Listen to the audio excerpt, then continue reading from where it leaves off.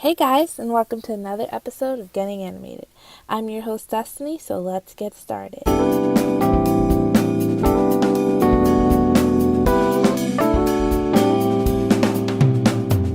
Happy Thursday, everyone. I hope everyone's having a great week. I hope everything has been super great with you.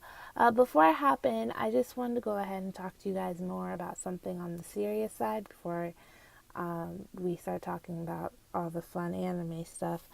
As you guys have been watching the news, or if you don't watch the news, you must have heard about the devastating effects that Hurricane Harvey has done to Texas. You've seen the pictures of the floods and people crying on the news. I mean, it's heartbreaking what these people are going through.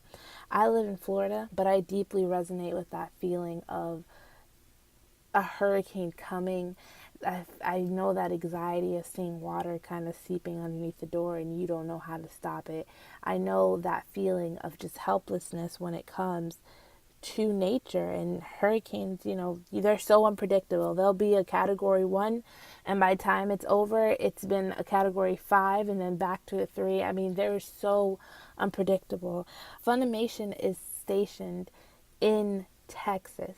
I don't know how bad their damage is, but I do know that they're taking the initiative to help their fellow neighbors out. And I think we as an anime community and just us as regular human beings should do the same. Funimation is donating $10,000 towards the Hurricane Harvey relief, and then they're going to match $25,000 on top of our donations. Right now, I just checked, they have $29,535. So we already hit that limit of that 25,000, but that doesn't mean we can't give more. I know that sometimes you might be like, "Oh, I don't have money for that," but just if you can, anything will help. I know there's kids who don't even realize what's going on. I was watching on the news about how these kids were rescued from a helicopter and they were so excited about being in a helicopter without realizing how serious this is.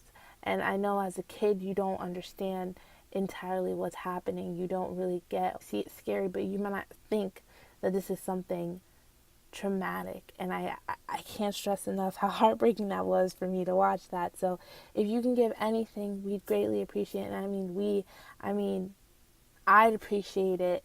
Funimation would appreciate it. Those people who are suffering would appreciate it. I'm going to drop the link in the description below so you can find out where to donate it. And honestly, if you don't feel like trusting Funimation with your money, not that I'm saying that you shouldn't, but if you don't feel that way, there's plenty of other places you can go ahead and donate to them. I'm making care packages on Friday and I'm going to try and find out where I can send them out to. Anything can help these people in the time of need. But with that being said, let's get right into the anime news this week. So on November 8th, we is going to be removing the Miiverse service. If you don't know what the Miiverse service is, you know those little weird big-headed figures that would walk around and they had, think, like fists as hands. They didn't really have fingers, but their heads were always really big and you can characterize it anyway. I remember one of the characteristics that they had was like the hair, and like you can make it into a fro, but the fro is just so funny. And I just remember wanting to put a fro on like all my little characters. I remember my best friend had a Wii, and we went through and made every single one of her family members on this like me person thing. And when you pick them up, the best part about it to me was when you pick them up, they would just like squiggle all over the place and you can drop them anywhere. So it would be really funny. You'd just be picking them up and dropping them all the time. So they will be canceling that service. So I'm actually kind of sad about that, as I'm assuming it's just not as popular as it was. They're going to be canceling that, as well as Nintendo TV and Wii U Chat. So if you use any of those, kiss those goodbye November 8th. Those will be completely gone from all your Wii things. Next on the list, Crunchyroll will be trying foreign language dubbing, which means you could watch your favorite anime in dub, but in your native tongue as far as like Spanish. They also are planning on doing German, Brazilian Portuguese, and French. Can you imagine if your native tongue is French, or if you just know French and you love anime and you're watching an anime and they're like you hear it in French? Like, I feel like that's so cool. I only know English because I'm boring and I probably should have learned a different language, but I just think that's so cool how they're making anime so accessible to everyone and anyone. And it's going to be really, really, I feel like that's going to be able to get more anime fans in the community. I feel like it's going to be just easier for more people to follow along. Like my mom, she can't watch anime unless it's in English because she has a hard time following along with the subtitles. So I think this is great for older people. This is great for newer, younger kids who want to watch anime, but it has to be in their native tongue, or if it has to be in a language that they can understand, that's easier for them. So if you want to find out more, check out crunchyroll.com. You can find out all the information there. Also, in other news, so I remember a couple weeks back I spoke to you guys about how I wanted to see A Castle in the Sky, which was a Studio Ghibli film, in theaters. And I think that was the episode that I had my boyfriend on with me, and we were both trying to encourage people to go see anime movies in theaters. Well, I went to go see it on Monday, and let me tell you guys, that was an experience. I have never seen Castle in the Sky before, so this was a completely mind blowing adventure for me. Unlike Spirited Away, that I've seen 100 times, but it was also an experience seeing it in, the movie theater. The fact that I got to see a whole movie that I have never seen before in the movie theaters, and it was an anime movie, and it was a Studio Ghibli movie, just blew me away. That story was so good. I didn't even know that it had so much action. Like, and as I was watching it, I kept feeling this nostalgic feeling. I kept feeling like I've seen this before, but I know I've never seen it. It was just the animation was so beautiful, and the way that it captured my heart into feeling like I've seen this before just changed my life. I remember watching it, and my boyfriend the whole time was like, wow, this is so good. Wow, I had no idea this was going to be so good. And I was just in just disbelief as much as he was. I knew it was a Studio Ghibli film, so it was going to be good, but I didn't expect it to be that good. And it's probably in my top 5 favorite movies now. But speaking of movie theaters and anime, A Silent Voice is coming to theaters in the United States October 20th. Bow, bow, bow, bow. I'm so excited for this. If you've never heard of A Silent Voice, I definitely want to recommend it to you. Now, I know I do a lot of recommendations on this show, but A Silent Voice is amazing. A Silent Voice will make you cry. It will make you think about certain things that you didn't want to think about. A Silent Voice is so good, guys. I can't even explain it to you. I've read the manga and I've watched the movie. I have waited everywhere for this. I'm not gonna lie to you. I've waited literally as soon as I saw the trailer for it, I wanted to go and see it. And I waited. Couldn't find it anywhere. And I know this might sound hypocritical, but I broke my little oath to always, ban piracy. And I went ahead and watched it because I just couldn't not wait to see it. And it was funny because on the website that I saw it on, it didn't have subtitles. So I ended up watching the movie and not really know what's going on, but I got to watch the movie. So that's all I ended up caring about. So the fact that it's going to be in the United States this year in a couple of months, I am thrilled. It's a story about a girl who can't hear. And then there's a boy who bullies her basically her entire childhood, or a fragment of her childhood, which has affected her severely. And as he gets older, he basically is trying to atone for his sins and things like that, and fix what he did. And there's a lot more to it, and I don't want to ruin the story too much because there's certain things that you might want to, there's certain things that come along later in the story that you're like, oh my God, like this is crazy. So I definitely recommend this. Please watch this. If you can't watch it, then I want you guys to go to Crunchyroll's manga app, download it and read the manga. Go to Barnes and Nobles, read the manga. It's so good. It's such a good story. So that will be coming out. I'll let you guys know how I feel about it after I go and see it. I'll probably go on another whole rant about it after seeing it in theaters. Last but not least, in my news list this week is actually another short news week. Kyoto Animation is doing a annual fan event where basically they take showcases of Violet Evergreen, free sound. You can get autographs and their stage events and stuff. Well, they went ahead and made it English website, so you can basically go ahead, and if you want to fly all the way to Japan for it, I would, but I don't have the funds for it. But you can fly all the way to Japan and go to this event. They had listed all the information in English and gave deadlines and things like that. So if you can fly out there, let me know how it goes. I can only dream about going somewhere like that for that type of event. Kyoto Animation is my favorite studio. I love everything that they put out. It's just amazing to me. So if you're able to go, let me know. Take lots of pictures. I just want to know how great it was. And I think that's it for this week's anime news segment. So let's take a break.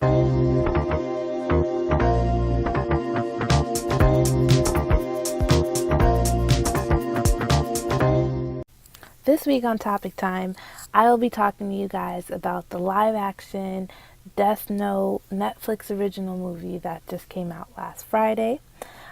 This will contain spoilers, so if you have not seen the movie and you plan on watching it, don't listen. This is going to contain spoilers. This is going to contain spoilers. I can't say it any louder.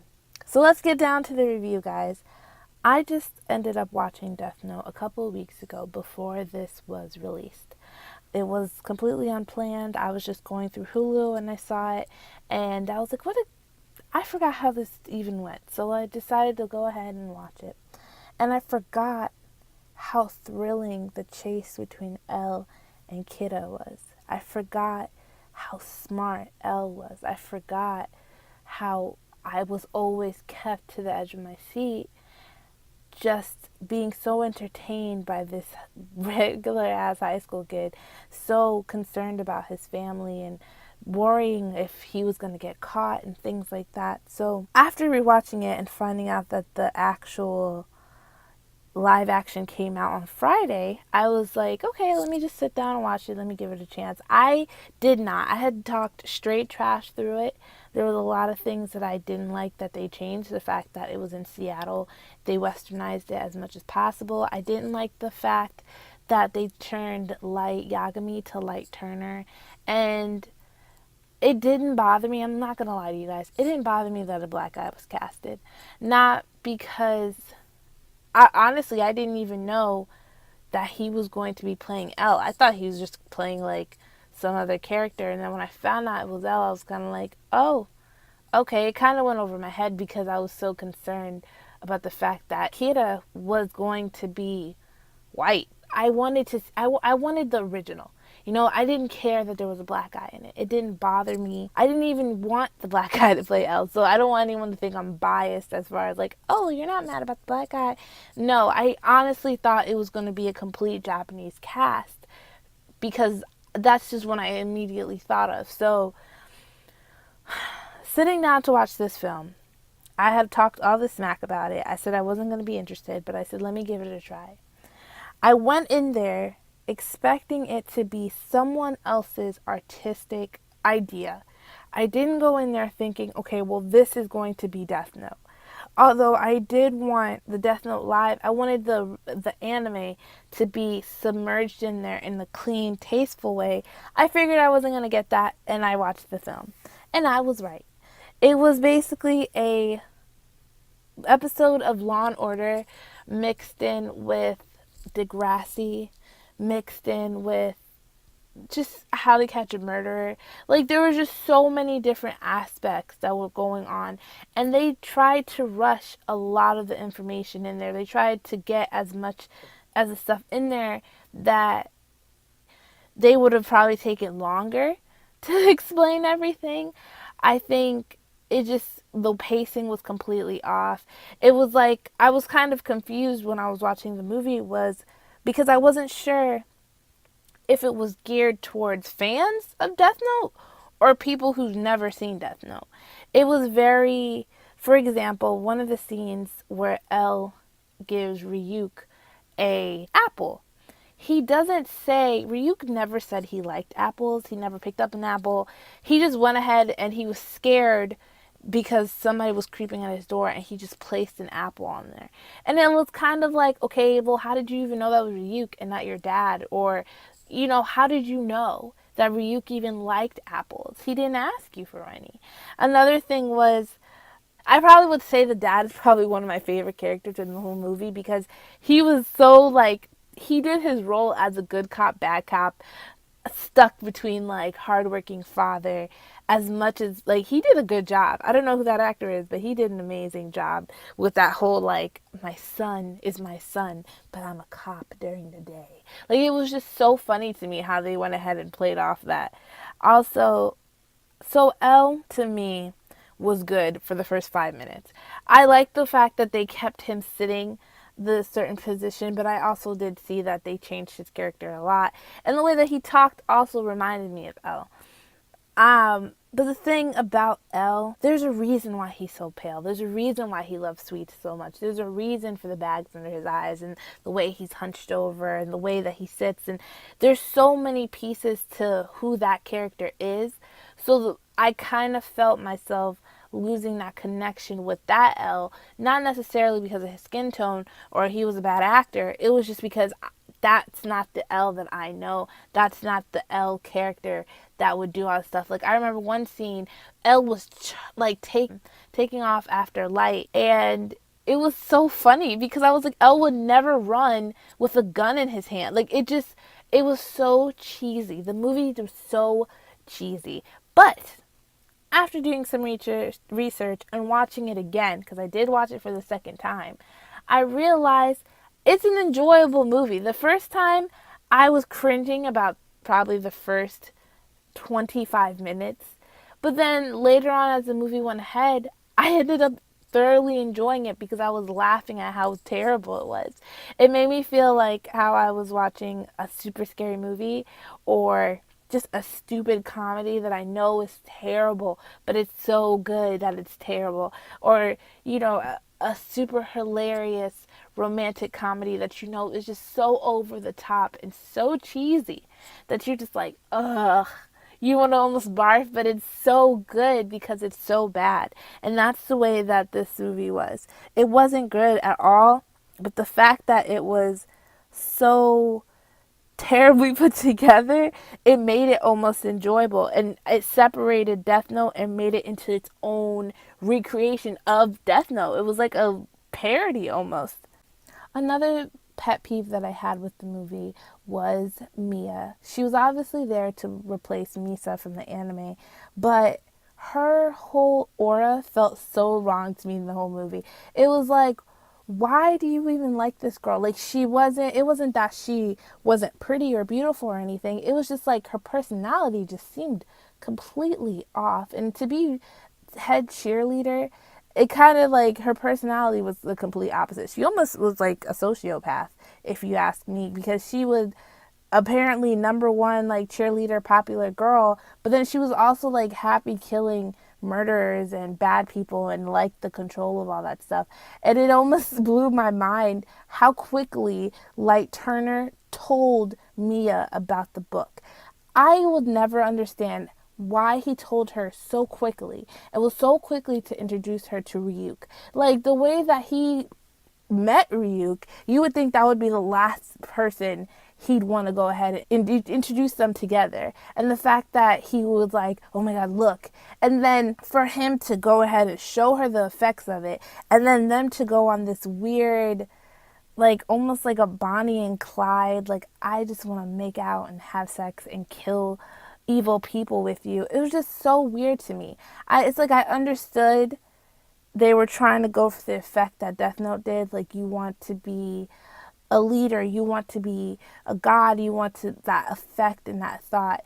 And like I felt like I was watching. Honestly, I felt like I was watching a Disney movie, but they went ahead and like made it rated R.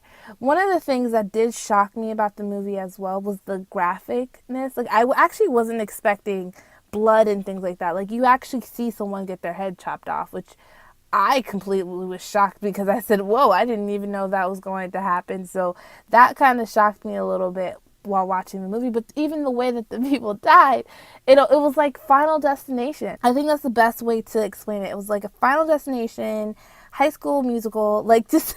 And that's what I go back to my point where I didn't know who this movie was for. I didn't know if it was for anime fans who love Death Note or people who just didn't know, because if you've seen the anime, you hated it.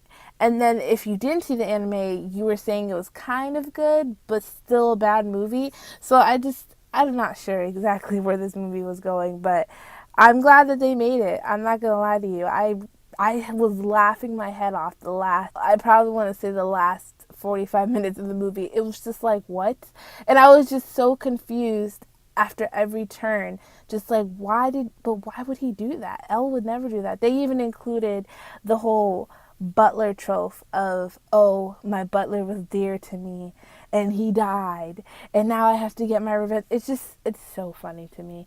And I think there might be a sequel. I think the way that they ended it, because I did read an article that the person who created the movie had made it and asked for, actually he asked for 3 movies. He wanted to make it into a part 2 and a part 3, but he ended up leaving the door kind of open in this movie because sequels are never guaranteed. So the fact that everyone hated this movie, I'm pretty sure he's not going to get a sequel, but I'm sorry for people who wanted to know more about the story and stuff like that. Just watch the anime. The anime will make more sense, and it's a good show. I think if you just want a good laugh and you're not expecting anything, then watch Death Note the movie. It'll definitely give you that good chuckle at the end of it. It'll make you happy. And one thing I do want to point out is, one of my friends who I was discussing the movie with pointed out to me, they did capture a lot of the things from Death Note. It did show on a national level and international level how the Death Note were affecting all different types of countries and the fear of Kira. And I want to tell you, Ryuk is probably the best part of the movie. He is just a joy. He couldn't save the movie, but he definitely was a great character. I think he was just so funny, and obviously he was played by the one and only William Dafoe. So I'm really happy that he was able to lighten up the mood a little bit and make it. And there was some funny bits in there. So check it out. It's on Netflix now. Tell me what you think. Just let me know in the comments below. And I think that's it for today's episode. You can follow me at Destiny Senpai or just go to my website, destinysenpai.org. Remember to like, subscribe, and comment. All the feedback is great, guys. I really, really do appreciate it. Thank you so much for tuning in with me every week. And I'll talk to you guys next week. Bye.